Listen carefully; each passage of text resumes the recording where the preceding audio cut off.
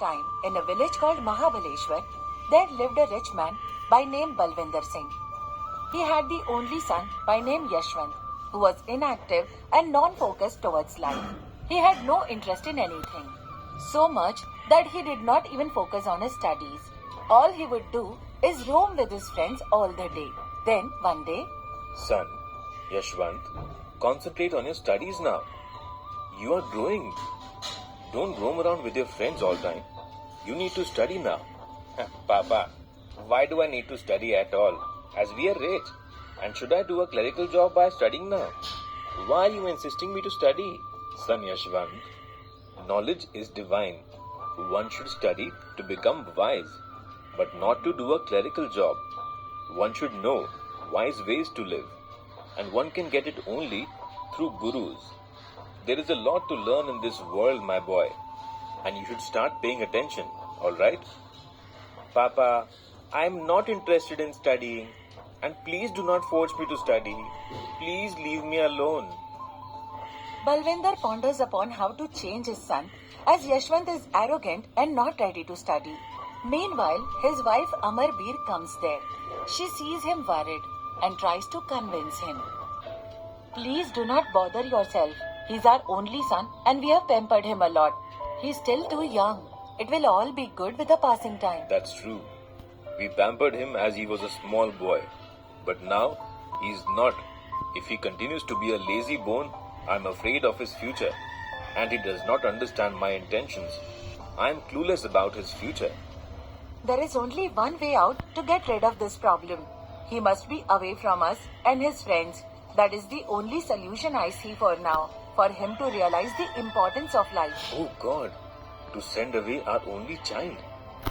Can you stay without him?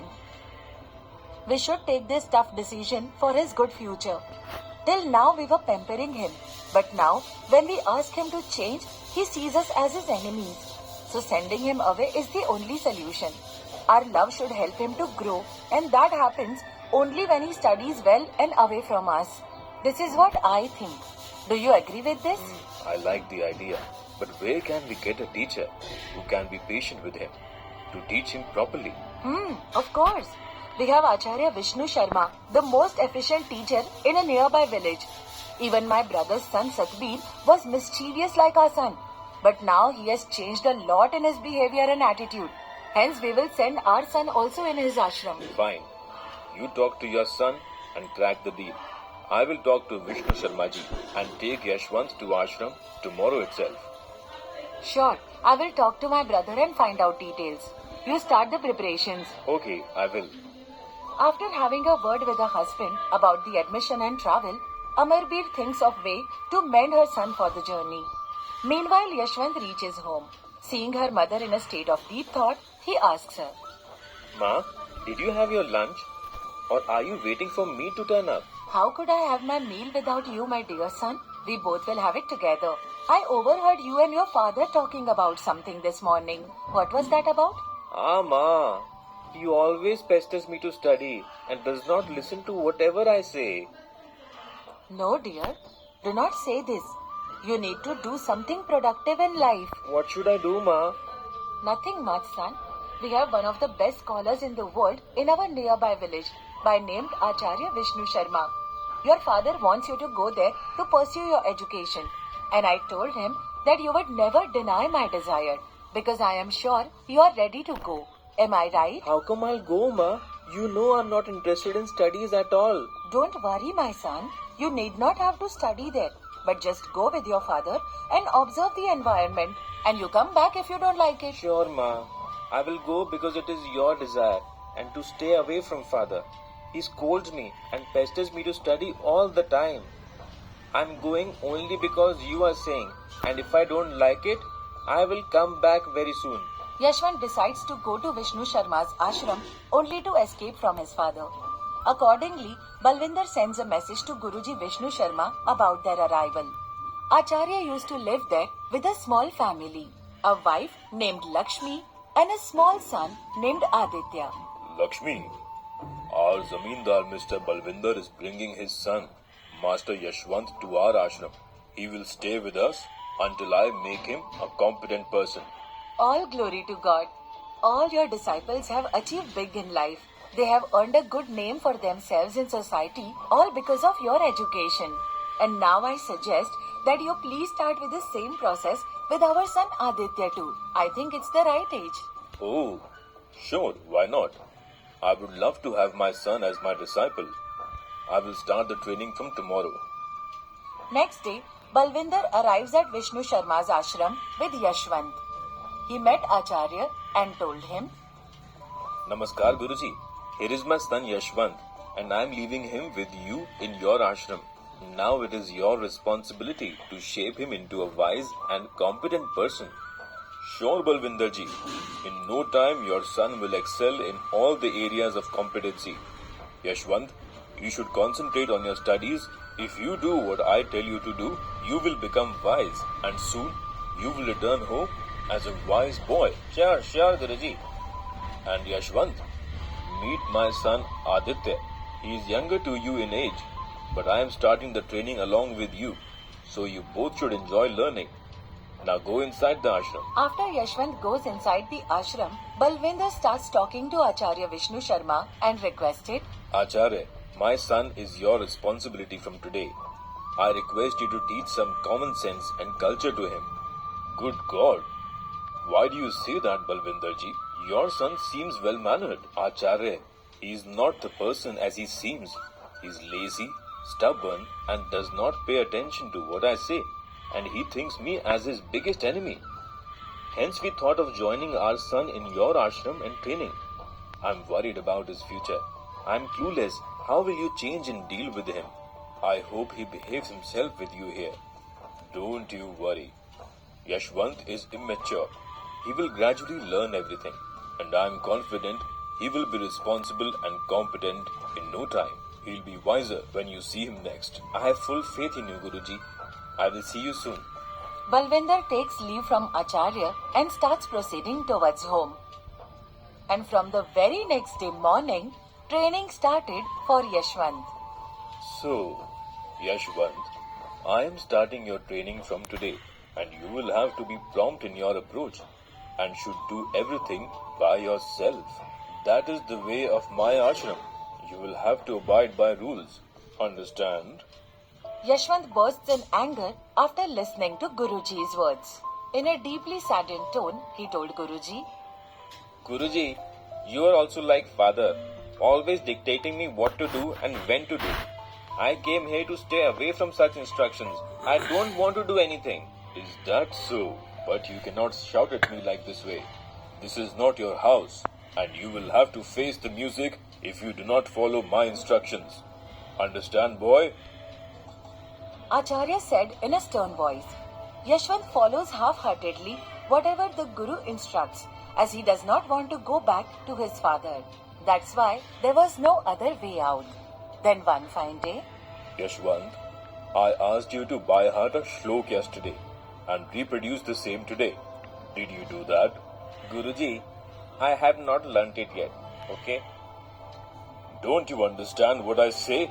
I reiterated that you would have to face a punishment if you do not follow what I say, and read aloud the shlok for 100 times today, and that is your punishment.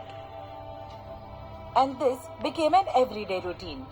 However, Yashwant started to follow whatever Acharya said.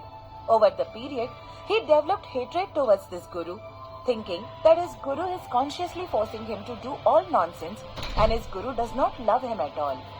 This routine follows for a couple of more days.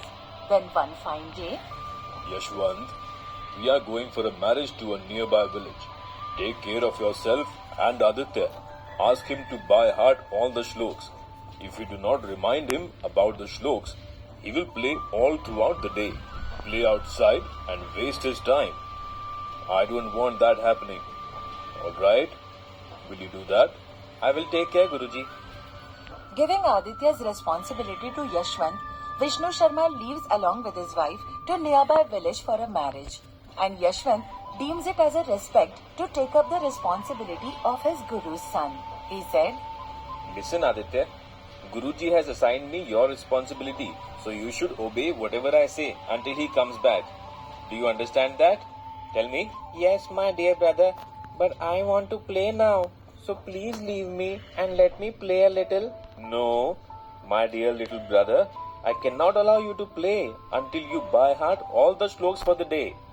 Yashwant tries his level best to mend Aditya and let him learn the shloka by showing his authority. But even after 4 days, Aditya could not get the shloka by heart, as his entire concentration was on playing. Evidently, Yashwant was very upset about this. What is this, Aditya? How come you are unable to learn a small shlok despite being the son to a scholar? If you do not read the shlok now, then I will have to punish you. So please read it, Aditya. Brother, nothing is going into my head. Please leave me. Let me play. This way, Aditya does not pay attention to Yashwant's words and does not concentrate on his studies and plays all the time. However, Yashwant wants to try his luck for one final time. So he calls up Aditya and tells him, Aditya, if you do not recite this shlok today, I will punish you. Understand? You do whatever you want. I cannot study and I will not recite the shlok. Hearing upon such an arrogant answer, Yashwant loses his temper and slaps Aditya. The slap was so hard that his cheek turned red.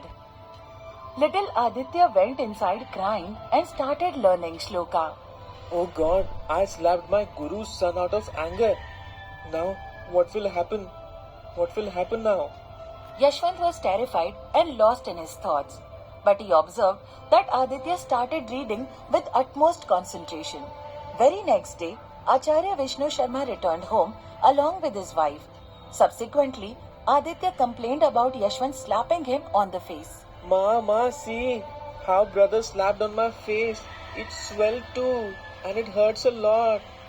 Oh my God, Yashwant, why did you slap this hard? It's hurt him so bad. His cheeks are red like apple.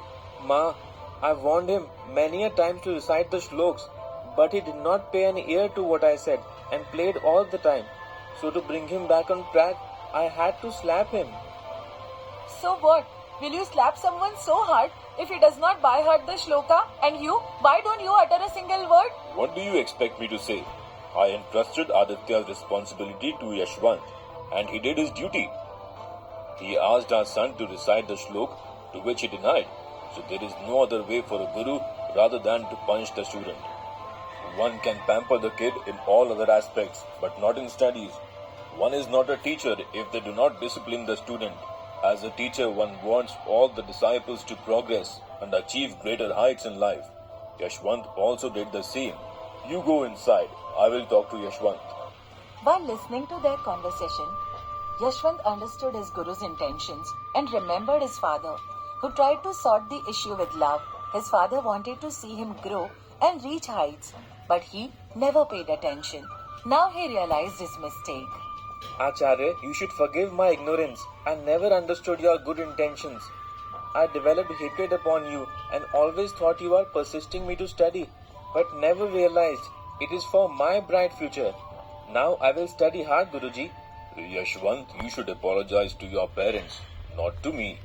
Remember, parents are our first teachers. They always wish child's good and bright future. If you become wise and cultured, you would be the one to be benefited. Without realizing this, you hated your parents. The one who wants you to achieve greater heights will fight for your good and wants to choose good and wise path. Remember, sow as you reap. Concentrate on your studies and do well in life. Acharya-ji, I am indebted to you. Thank you for your lessons. From that day onwards, he followed the footsteps of his guru and completed his education within no time and returned to his village. Upon his return, he took all the responsibilities from his parents and looked after them happily forever.